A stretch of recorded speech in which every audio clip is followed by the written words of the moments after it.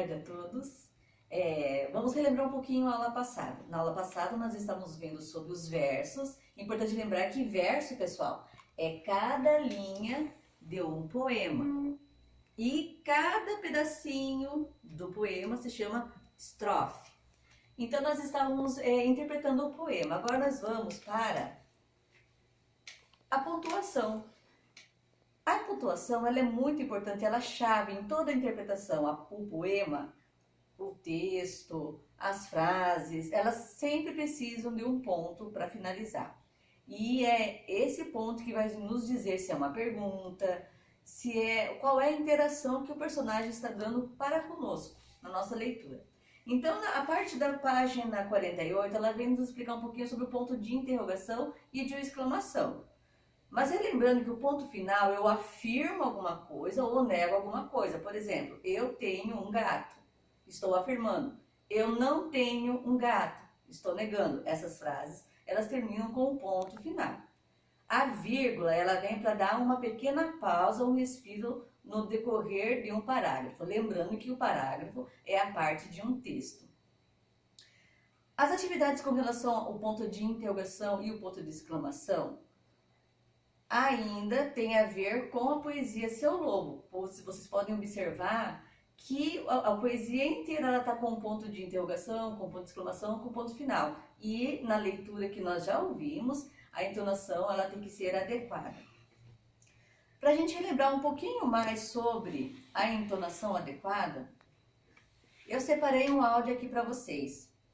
Eu gostaria que vocês prestassem atenção sobre a entonação de frases. Escutem. Você mora na floresta. Você mora na floresta? Você mora na floresta.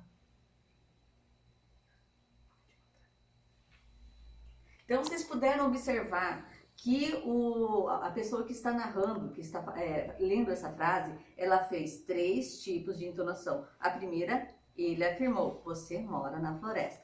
Que ponto você acha que é? É óbvio que é o ponto final. A outra, você mora na floresta? Está fazendo uma pergunta. Então, é o ponto de interrogação. E quando demonstra admiração, surpresa, você mora na floresta? Esse é o ponto de exclamação. Então, voltando lá na apostila, vocês podem observar, na atividade, que vocês vão ter que retornar à poesia do Seu Lobo e responder as questões aqui. Olha, quantas perguntas Chapeuzinho fez para o lobo? Uma dica, vocês podem estar olhando os pontos de interrogação no final de cada versinho. Os pontos de interrogação é as perguntas feitas ao lobo.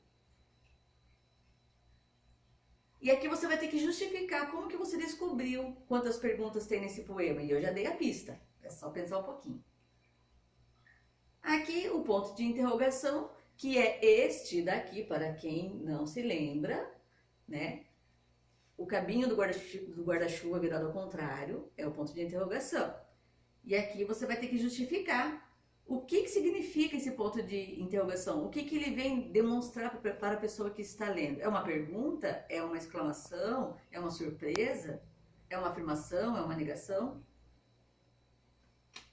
Aqui entra a criatividade de vocês, porque se vocês pudessem conversar com o lobo, que pergunta gostaria de fazer a ele, então use sua criatividade e faça uma pergunta bem legal para o lobo.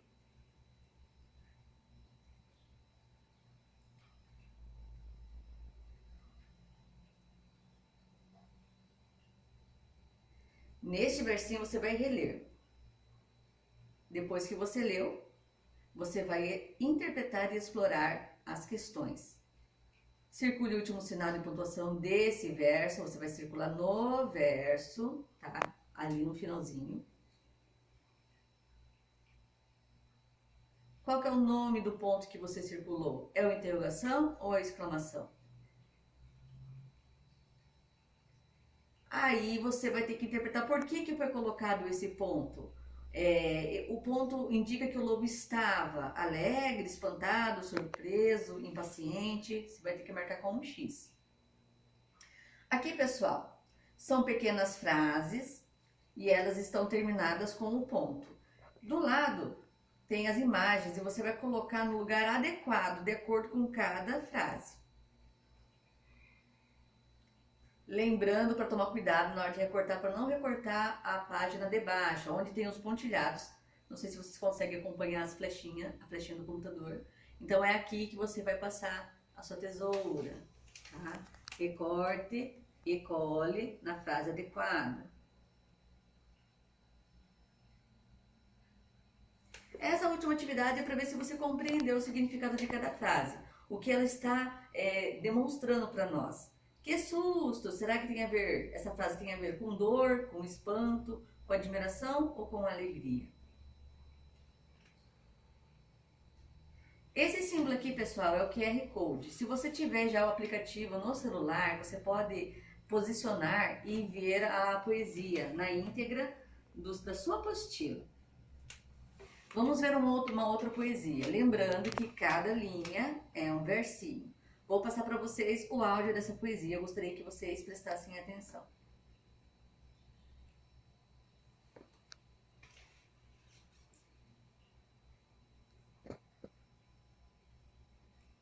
O garfo e a colher.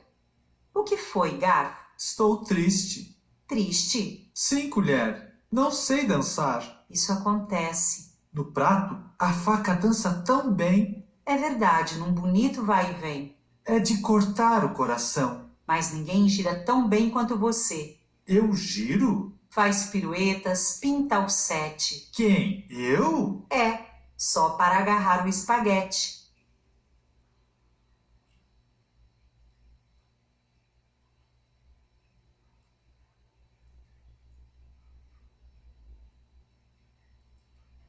Então, após a apreciação desse poema, deixa eu ajeitar um pouquinho aqui para vocês. Vocês podem ver que no início de cada versinho, vocês podem ver que esse ponto aqui nós já exploramos em sala de aula. Ele se chama travessão. O que significa o travessão? Travessão é a fala do personagem. Numa história, sempre há um narrador e de vez em quando aparece a fala do personagem. Então, quando vocês observarem num texto, esse sinal aqui, essa pontuação, se chama travessão. Ou seja, o personagem está interagindo, está falando. Diferente do narrador, que ele conta a história. Na página seguinte, vocês vão ler e interpretar cada questão de acordo com essa poesia. Olha lá, no poema são citados 3 personagens, mas apenas 2 deles conversam.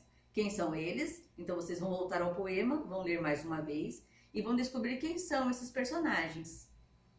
O título é o nome dos personagens que conversam. Escreva-o no poema. Então, se vocês voltarem lá no poema, tem essa linha aqui, ó.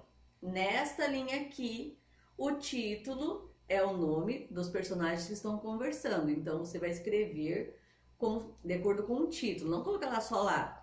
Por exemplo, lápis, borracha.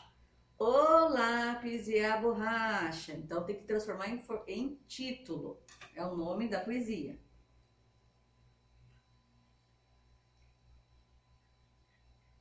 Na letra C, desenhe um garfo ou uma colher antes de cada fala para indicar quem está conversando. Então, volta lá.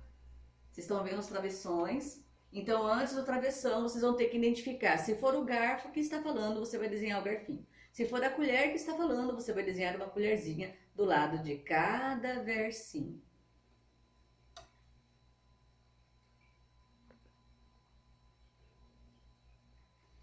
A número 3, você vai ler e vai marcar o X na opção correta.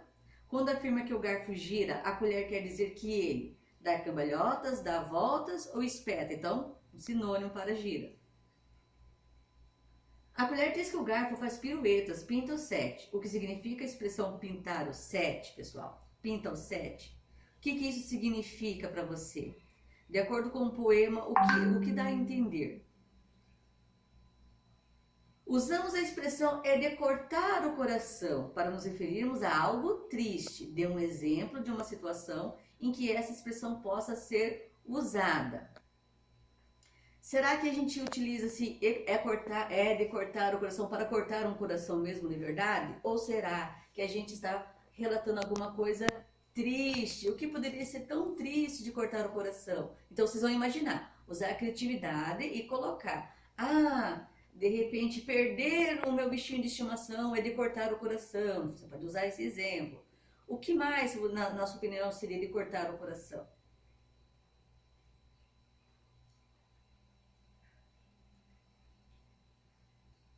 Aqui nós encontramos um texto, pessoal, que nos dá mais conhecimento a respeito dos talheres. Né? Será que sempre existiam os talheres? Será que eles sempre foram do mesmo jeito que é hoje? Então vocês vão ler esse texto, né? E que vai nos dar uma pequena explicação sobre os talheres e sua origem. E em seguida nós temos a interpretação. Número 6, encontro no poema palavras que rimam com vai e vem. O que são palavras que rimam? São as palavras que combinam, né? Por exemplo, torta rimou com corta, poema rimou com esquema, entenderam? São as palavras que viram na minha memória agora. Encontre no caça-rimas palavras que rimam com espaguete. Então, o que rima com espaguete? Aí eu vou dar um exemplo aqui. Por exemplo, ó,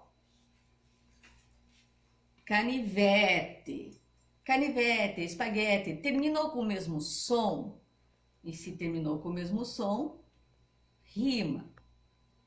Outro exemplo, lápis. Lápis, espaguete, terminou com o mesmo som? Não, então essa palavra não está rimando, ela tem que combinar o som final para rimar.